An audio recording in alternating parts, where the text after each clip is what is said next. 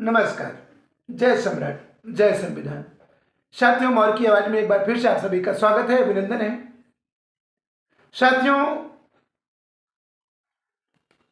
हम लोग समाज को एकजुट करने के लिए जिस तरह से दिन रात मेहनत करते हैं, प्रयास करते हैं, अगर उसी तरह से कंटिन्यू समाज के हर एक व्यक्ति सोचे, समझे और उस पर काम करे, व्यक्तिगत के साथ साथ समाज और देश के लिए भी, तो मुझे लगता है कि बेहद खुशी होगी। साथियों, समाज को एकजुट करने के लिए मैंने एक प्लान बनाया है। वो प्लान आप सभी को कैसा लगता है, आप लोग कमेंट बॉक्स में मुझे जरूर बताइएगा। और अपने प्लान में हम लोग और क्या कुछ कर सकते हैं, इस बात को भी आप लोग हमें ज़रूर बताइएगा। आपकी प्रतिक्रिया हमारे लिए बहुत ही महत्वपूर्ण होता है। साथियों, मैंने जातिगत जनगणना का भी बहुत ही देश में चर्चा था। जातिगत जनगणना कराने से बहुत ही देश को फायदा होने वाला है। फायदा ये होने वाला है कि जब जातियों की जनगणना होगी तो हमें यह पता चलेगा किस जाति के लोग कितनी बड़ी जनसंख्या में रहते हैं। और बिहार की सरकार ने तो एक और ही जनगणना के साथ साथ बहुत अच्छा काम किया है। उन्होंने जनगणना के साथ साथ उन्होंने ये भी देखा, जनगणना कराया है कि किस परिवार में कौन सा व्यक्ति किस पद पर है, क्या काम करता है, क्या उसका एड्रेस है, पता है, उसमें मोबाइल नंबर लिखा गया है, क्या वो उसकी क्वालिफिकेशन है, कितने लोग अनमैरिड हैं, कितने लोग मैरिड हैं। उससे सरकार के पास एक डाटा चला जाता है कि इतनी बड़ी जनसंख्या में ये जाति के लोग रहते हैं और इनकी क्वालिफिकेशन इतना इतना है और इन लोगों को सिर्फ इतना ही नौकरी मिली है। और जबकि नौकरी में इतने सारे लोग होने चाहिए थे, तो उतने सारे लोगों को नौकरी देने का भी काम करेगा। या आर्थिक स्थिति इनकी क्या खराब है, क्योंकि उसमें जॉब वर्क लिखा जाएगा कि वो क्या करते हैं, क्या नहीं करते हैं। उसी से वो लोग आर्थिक स्थिति का कल्पना करेंगे और उसके आधार पर उन्हें आर्थिक स्थिति से भी मजबूत करने का काम करेंगे। कितने लोगों का स्वतः का घर पक्का बना हुआ है, कितने लोगों का कच्चा घर है, उनकी खेती जमीन, उनके पास खेती कितनी है, जमीन कितनी है, उन सब की गणना के माध्यम से वो लिखवाए। उससे यह पता चल जाता है कि किस परिवार में कितना घर है, किसका घर नहीं है, किसके पास खेत है, किसके पास जमीन है, किसके पास नहीं है, किसकी कितनी योग्यता है, किसके घर में कितनी संख्या है, उसका खर्चा कितना हो सकता है। उसके आधार पर सरकार उन्हें मदद देगी, उन्हें हेल्प करेगी आगे बढ़ने और बढ़ाने में। ठीक साथियों, मैंने भी एक वैसा ही प्लान किया है कि मैं जहां पर हूं, यहाँ के अपने जिले में, पूरे जिले में अभी मैं शुरुआत करूंगा उसका सर्वप्रथम कि कितनी संख्या में हमारे लोग रहते हैं, हमारे समाज के लोग कितनी बड़ी जनसंख्या में और कहाँ पर रहते हैं, कौन भाड़े पर रहते हैं, कौन खुद के मकान में रहते हैं, उनका मकान कितना है और उनकी योग्यता कितनी है, उनकी पढ़ाई लिखाई क्वालिफिकेशन क्या है और उनके फैमिली मेंबर कितने हैं, कितने लोग अनमैरिड हैं और कितने मैरिड हैं उनकी।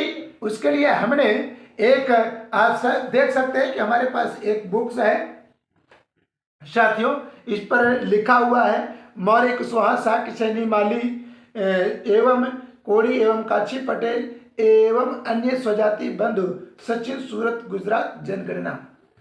साथियों, मैं इस बुक में जनगणना का उल्लेख कराऊंगा। अब आपको मैं बताना चाहता हूं कि इस जनगणना में मैंने कॉलम क्या क्या बनाया है, तो मैं आप लोगों को कॉलम बताता हूं।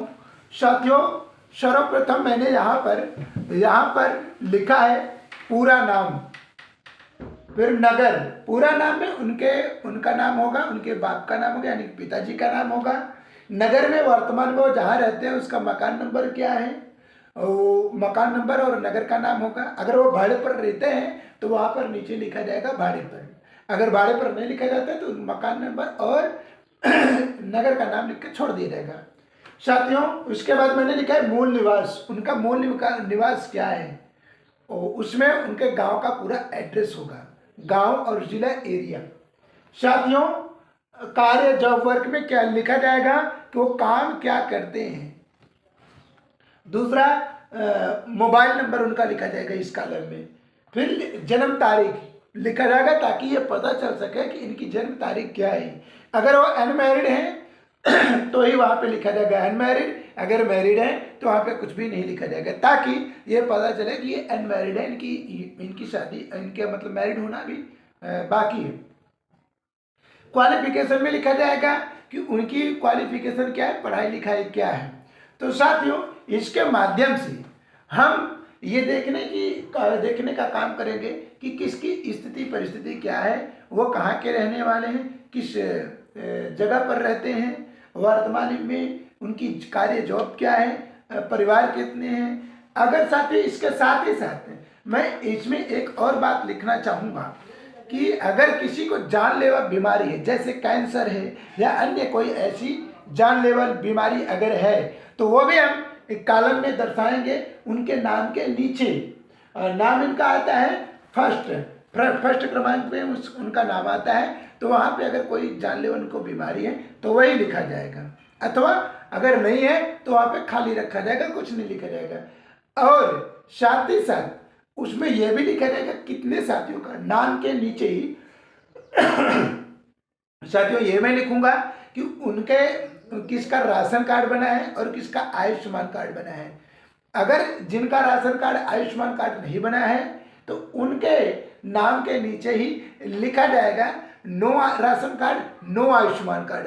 अगर नहीं लिखा गया है तो ये समझ लिया जाएगा कि इनका बना हुआ है। अगर नहीं बना है तो वहाँ पे लिखा जाएगा no ration card, no Ayushman card, ताकि हम लोग उनकी जो जरूरत है, प्राथमिक जरूरत है, राशन कार्ड, आयुष्मान कार्ड, ये सब भी हम लोग मुहैया करा सकें।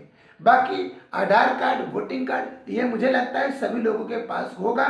जिनका नहीं होगा उनका हम लोग हेल्प करेंगे और उनका बनवा दिया जाएगा, ताकि जो प्राथमिक मतलब उपयोग है, सेवा है, सरकार की तरफ से बहुत सारी योजनाएं हैं, उसका लाभ जनमानस को दिया जाए। साथियों, ये मैंने बताया कि मैं किस तरह से अपने समाज को एकजुट करने के लिए काम कर रहा हूँ। इसी तरह से आने वाले समय में मैं पूरे बहुजन समाज के लोगों के लिए भी काम करूँगा, उनकी जातिगत जनगणना कराऊंगा, उनकी आर्थिक स्थिति परिस्थिति क्या है, वो भाड़े पर रहते हैं, उनका खुद का मकान है, किसके पास आयुष्मान कार्ड है, किसके पास नहीं है, किसके पास राशन कार्ड है, किसके पास क्या सरकारी सुविधाएं मिली हुई हैं या क्या नहीं मिली हुई हैं, इसकी भी हम लोग गणना कराएंगे और इस पर हेल्प जरूरतमंद लोगों का हेल्प करेंगे। साथियों, मैं चाहता हूं कि आप सभी लोग इस काम को बखूबी समझिए और इस काम को हम लोगों को कहने की जरूरत नहीं है। साथियों, कल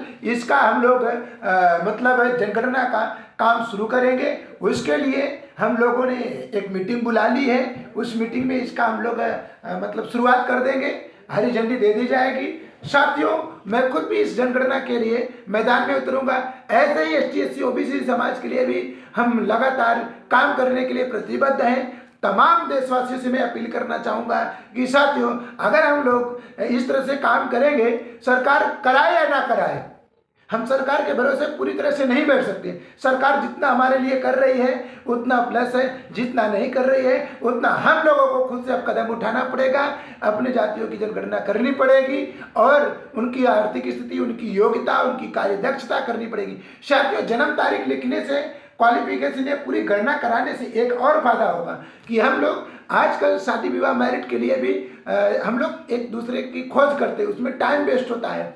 इस गणना के माध्यम से हम लोगों को यह पता चल जाएगा कि किन किन लोगों की भी शादी हुई है, किन लोगों की नहीं हुई है। यहाँ पर पूरी डाटा होगी, बायोडाटा होगी। शादी के लिए बायोडाटा की खोज की जाती है। साथियों, जब यहाँ पर पूरा बायोडाटा उनका लिखा होगा, नाम होगा, एड्रेस होगा, उनका मूल निवास, उनका जो मूल घर है वो पता होगा, उनका काम क्या करते हैं, उनका मोबाइल नंबर क्या, उनकी जन्म तारीख क्या है, उनकी पढ़ाई लिखाई क्या है, ये जब पूरी डाटा हमारे पास आ जाएगी तो हम लोगों को एक घर बैठे बैठे ये मतलब लड़का खोजने लड़की खोजने में भी कोई दिक्कत नहीं होगा, नौकरी देने दिलवाने में भी कोई दिक्कत नहीं होगा, काम दे। तो साथियों, इस तरह से हमें अपने पूरे देश की पूरे तमाम एसटी एससी ओबीसी समाज के लोगों से अपील करना चाहूँगा कि आप लोग अपनी जातियों की जनगणना कराएं और जनगणना करा करके उसमें आर्थिक स्थिति, योग्यता, उनकी कार्यदक्षता सारा जरूर गणना के साथ कराएं, ताकि पूरे देश में एक अच्छा मुहिम चला सके हम लोग